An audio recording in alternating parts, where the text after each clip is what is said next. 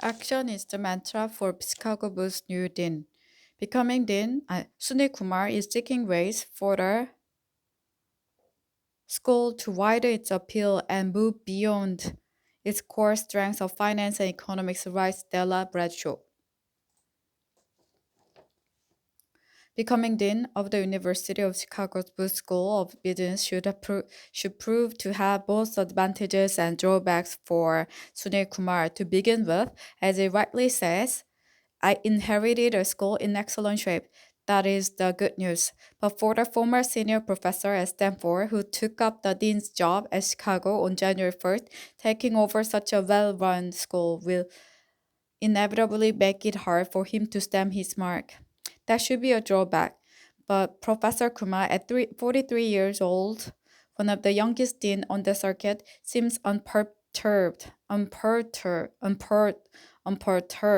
Indeed, he is forging ahead regardless. When you go to a school that is functioning very well, there are no immediate fire to fight.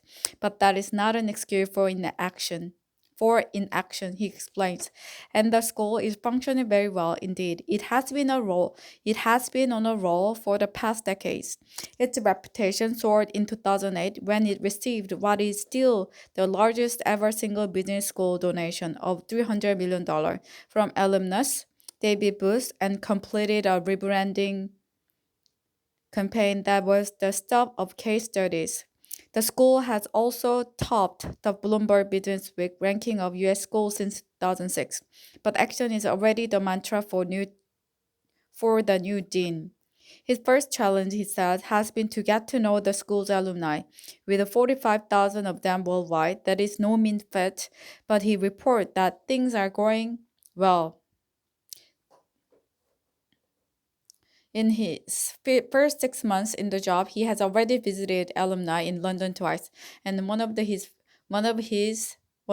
first tasks has been to launch a strategic review of the school. For, as I said, the change in leadership in the natural time to take stock.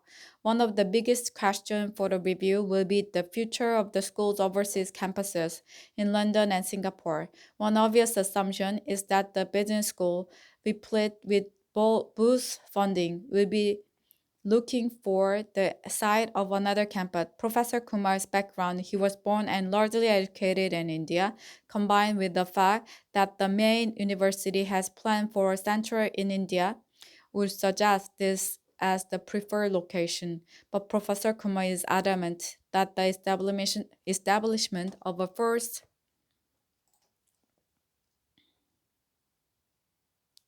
campus is no foregone conclusion.